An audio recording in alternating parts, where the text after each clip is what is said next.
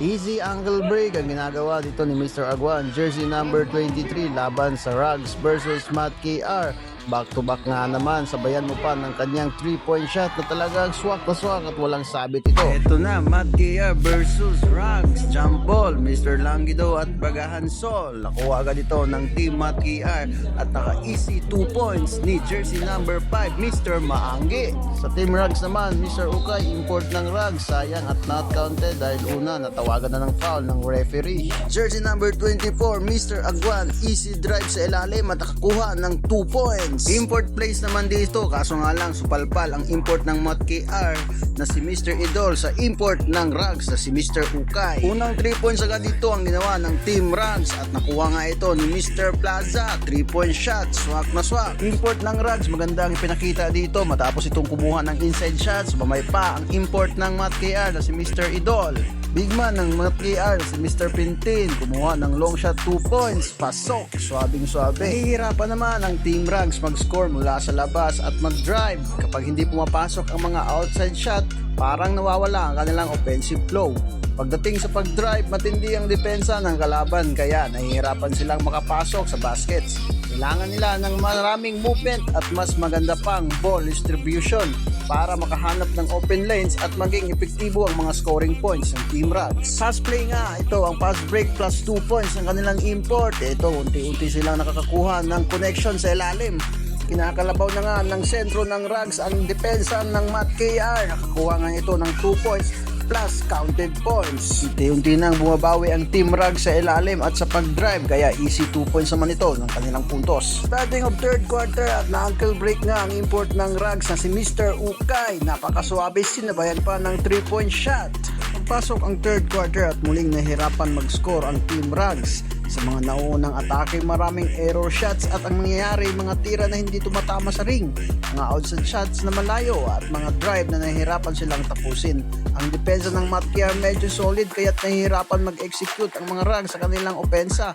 Ang pinakamalaking problema ay yung hindi nila nakukuha ang rhyme nila kaya't nawawala ang kanilang timing sa bawat attempt. Kung hindi nila maayos ito, baka maging malaking disadvantage sa kanila sa susunod ng mga minuto sa kanilang laro. Pero may magandang nangyayari dahil nagkakaroon ng foul trouble ang Team Matt KR kaya't nagkaka-free throw ang Team Rugs.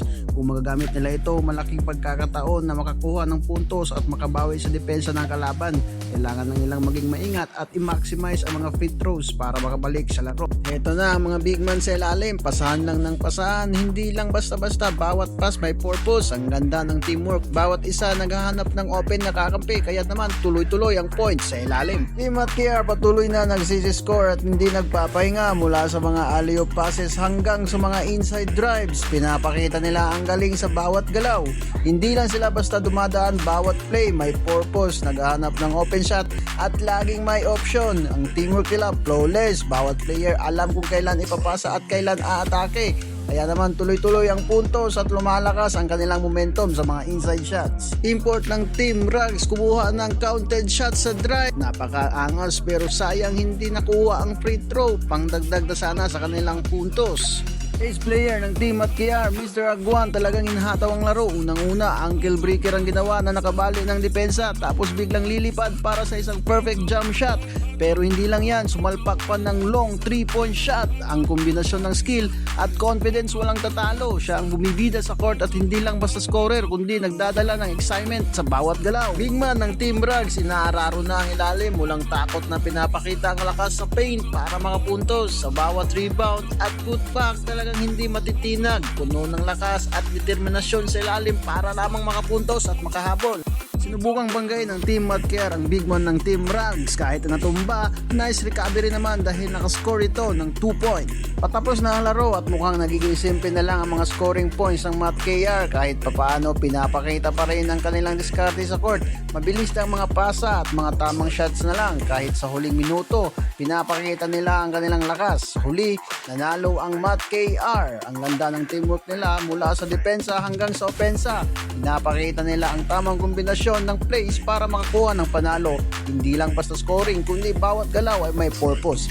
Congratulations din sa Team Rugs, kahit nahirapan maganda pa rin ang mga plays na pinapakita Kahit sa hirap ng sitwasyon, hindi nawalan ng focus at determinasyon, kaya't patuloy nilang pinapakita ang galing nila sa court. Kaya kudos sa bawat team and congratulations!